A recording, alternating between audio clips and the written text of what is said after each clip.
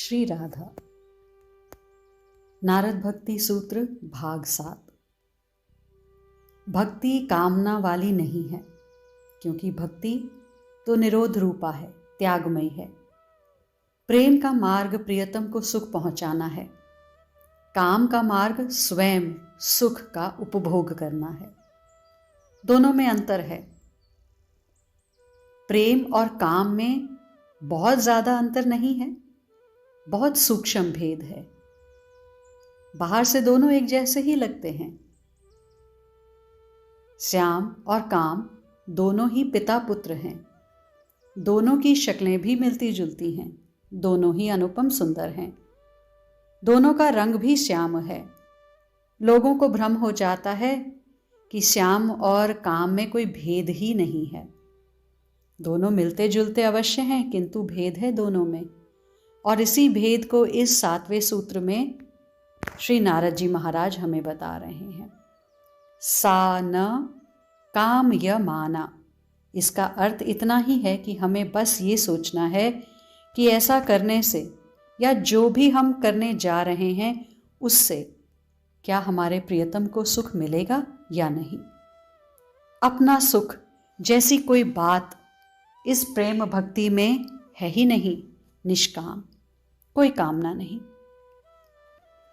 पर अब आप कहेंगे कामना तो होती है ना, जैसे बिहारी जी के मंगल के दर्शन का नियम लें, या बरसाने जाएं दर्शन करके आएं, या होली महोत्सव मनाएं। इन सब कामना के साथ क्या हम निष्काम हो सकते हैं? समझना होगा कि इस प्रेम मार्ग में प्रियतम के लिए चाह का उठना वह निष्कामता के ही अंतर्गत आता है। प्रियतम को देखने की कामना, ये तो प्रेम का ही चिन्ह है ना। और अगर हम कहें कि जो हम कर रहे हैं वह प्रेम में स्वाभाविक है, सहज है, ऐसा तो होना ही चाहिए। अब काम का अर्थ समझते हैं। जब हम अपने प्रियतम के माध्यम से अपनी वासना की पूर्ति करते हैं। हे भगवान, हे बिहारी जी, हमें धन दे, यश दे, घर परिवार दे। हे प्रभु, मुझे स्वास्थ्य दे, मेरे परिवारजनों को सुख दे। यानी संसार के प्रति मुड़कर तुम कुछ भी मांगो, वह कामना है। निम्न श्रेणी है ये भक्ति की। किंतु तुम्हारे मन में अगर ये कामना उठती है कि अपने श्रीधाम में बुला लो, अपनी सांवरी सूरत दिखा दो, अपने नाम का ऐसा चस्का इस जीवा को लगा दो, तो फिर ये निष्कामता है। मुड़ रहे हो भगवान के प्रति ना, तो वो निष्काम ही है। कामना होने के बाद भी वो निष्काम ही होगा, क्योंकि तुम किस ओर मुड़े हो ये मुख्य है, भगवान की ओर या संसार की ओर। जब संसार के लिए मांगते हो, भले ही भगवान से मांग रहे हो, पर मुड़े तो तुम इस संसार की ओर ना। भगवान से मांगते हो भगवान को ही, तो वो भले ही कामना है, परंतु वो निष्काम है। ये समझना है हमें। एक बार की बात है, श्री बांके बिहारी जी के दर्शन करते करते एक सज्जन रो रहे हैं, बिलख रहे हैं। तो मन में आया, बड़े भक्त हैं, ऊंचे दर्जे के भक्त हैं, इतने आंसू तो हमारे कभी नहीं बहते ठाकुर जी के लिए। 5 दिन तक लगातार वह सज्जन आए, मंदिर लगातार आए, एक ही समय पे आते थे। अब 6ठे दिन वो आए नहीं, पर मंदिर के बाहर मिले। तो उनसे पूछा कि आप 5 दिन तक तो आए, मंदिर मिले, और आपको देखा कि क्या वियोग है आपके मन में ठाकुर जी के प्रति, पर आप आज 6ठे दिन आए नहीं, क्या किसी और समय दर्शन कर लिए बिहारी जी के? उन सज्जन ने बड़ी प्रसन्नता से कहा, अरे नहीं, मेरी तो कामना पूरी हो गई। क्या कामना थी उनकी? वे कहते हैं, मेरी बेटी का तालाक होने वाला था, तो इसीलिए 5 दिन दुखी होकर रो रो कर बिहारी जी से कहा, और देखिए उन्होंने सुन ली। अब बेटी को दामाद जी ने बुला लिया है अपने पास। समझ में आ गया होगा आपको कि ये तो भगवान की ओर नहीं, संसार की ओर ही मुड़े हैं। वह रोना भगवान के वियोग में नहीं था, बेटी के दुख का था। भगवान को तो इन्होंने माध्यम मात्र बनाया है, हम भी तो ऐसा ही करते हैं। खैर, भक्त तो ये भी हैं, सकाम भी भक्ति होती है, पर नारद भक्ति सूत्र ऊंची बात बताती है और वही हमें समझना है। तुलसी ऐसी प्रीत कर, जैसे चंद चकोर, चोंच झुकी गर्दन लगी, चितवन वाही ओर। बस एक बात समझनी है, प्रेम त्याग की मांग करता है। मत पड़ो इस सकाम निष्काम के चक्कर में भी, ये बड़ा सूक्ष्म है। बस इतना समझो कि हमें वही करना है जो हमारे प्रियतम को अच्छा लगे। जो हमारे प्रिय को पसंद नहीं, वो हमें भी पसंद नहीं। जो तुमको हो पसंद वही बात करेंगे, तुम दिन को यदि रात कहो तो रात कहेंगे। हमें यहाँ समझना है कि भक्ति कामना वाली नहीं है, भक्ति तो निरोध रूपा है। इसका अर्थ है निष्काम है ये भक्ति। पर तुम्हारी भक्ति अगर अभी निष्काम नहीं भी है तो चिंता करने की आवश्यकता नहीं।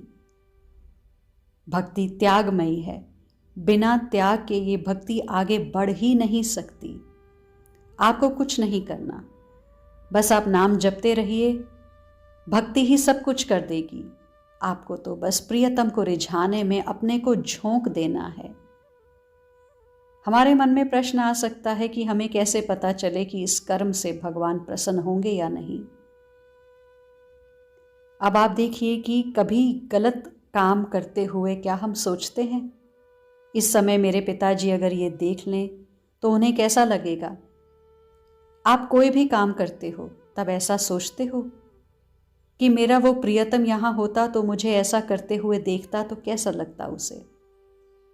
जिससे प्रेम होता है, प्रियता होती है, उसे सब पता रहता है। प्रियता ही उसे बताती चलती है कि तुम्हारे प्रियतम को क्या प्रिय है और क्या अप्रिय।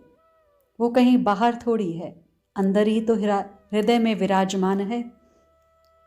अपने आप पता लगता रहेगा कि ये करना है, ये नहीं करना। एक युवक जिसके पिता पंडित थे, बड़े विद्वान, और भगवान में बड़ी श्रद्धा रखते थे।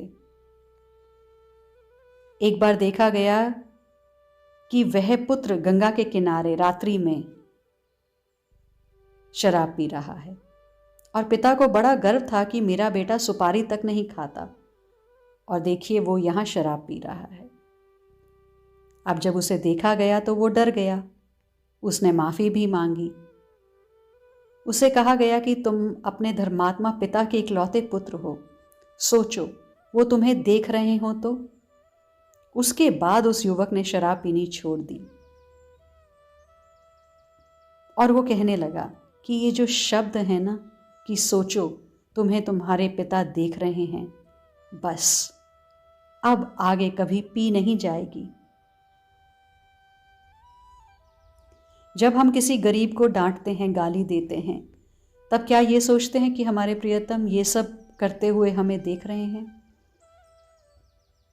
हमारे प्रियतम हमारे कर्म को नहीं देखते क्योंकि वो सर्वत्र नहीं है? नहीं, ये गलत फहमी है, क्योंकि हमारे प्रियतम सर्वत्र हैं, है ना? मानते हैं ना आप? सूर्य, अग्नि, आकाश, वायु, इंद्रियां, चंद्रमा, संध्या, दिन, रात्रि, दिशाएं, पृथ्वी, जल, समय, ये सब हमारे कर्मों के साक्षी होते हैं। हम जो करते हैं उसको ये सब देखते हैं। भक्त तो इन सबको नहीं देखता, वो तो मात्र अपने प्रियतम को ही देखता है। सूर्य में भी वही है, चंद्रमा में भी वही है, वायु में भी, जल, अग्नि आदि सब में ही प्रियतम ही रम रहे हैं। इस तरह भगवान ही भक्त का निरोध करते हैं। भक्त अपने प्रियतम को देखकर ही खुश है और बाकी काम उसके प्रियतम ही करेंगे। जा भेसा मार साई रीझे, सोई भेस धरूंगी। मीराबाई जी कहती हैं, मेरा अपना सुख नहीं है। मैं स्नान भी करती हूँ तो अपने गिरधर के लिए, ताकि नहाई हुई मैं उसे अच्छी लगूं। ऐसे ही एक महात्मा जी हैं, वो पेट साफ करने की महंगी आयुर्वेदिक दवा खाते थे और बड़े नियम से खाते थे गर्म पानी के साथ। तो उनसे कहा गया कि साधु होकर ये दवाई आदि खाते हो, पेट साफ नहीं हुआ तो नहीं हुआ, कल हो जाएगा, इसके लिए इतना सब क्यों? तो वो कहते हैं कि मैं तो शौच के लिए भी ना जाऊं, पर भजन करते समय शौच लग जाए, सेवा करते समय शौच लग जाए, तब अपने प्रियतम की सेवा में विघ्न हुआ ना। कब्ज रहेगा तो गैस भी बनेगी, और इसका भी मैं ध्यान रखता हूँ, इसलिए कि मेरे प्रियतम को दुर्गंध युक्त वातावरण मिलेगा, तो ये भी तो अपराध होगा। अर्जुन द्वारिका में बैठे श्री राधा नाम उच्चारण कर रहे द्वारिकाधीश से पूछते हैं, आपकी पत्नियां तो ये रुक्मणी आदि, फिर गोपियों को आप क्यों याद करते रहते हैं? उनमें ऐसी क्या विशेषता है जो इन द्वारिका की रानियों में नहीं? तब द्वारिकाधीश बोले, अर्जुन, गोपियां तो अपने शरीर को भी इसलिए संभालती हैं कि वो शरीर उनका नहीं, मेरा है। गोपियों का मानना है कि उनका कुछ नहीं है, जो भी है मेरा है। फिर अपने प्रियतम की वस्तु का वो क्यों ख्याल ना रखे? कितनी ऊंचाई है, विचार कीजिए। भक्ति पल पल क्षण क्षण में तुम्हारा ख्याल रखती है। वो निरोध रूपा है, वो तुमसे सब त्याग करवाती जाती है। ये अपने आप होता है, ये अपने आप होगा। यहाँ ये समझने की बात है कि हमें केवल कामना को संसार से हटाकर भगवान की ओर लगा देना है। फिर भक्ति का चमत्कार देखना, अपने आप आपकी स्थिति बनती चली जाती है। फिर वो स्थिति आएगी, अपने आप आएगी, सहज आएगी, आपको पता भी नहीं चलेगा। निज सुख करई हलाल, आप स्वयं ही अपने सुख को हलाल करते हुए चलोगे और प्रियतम के सुख में ही अपना सुख आपको अनुभव में आने लगेगा। क्यों ना हो हमारी अश्रुधार अति प्यारी हमें, यह तो तुम्हारी प्रीति का ही उपहार है। आज के लिए इतना ही, शेष आगे। श्री राधा।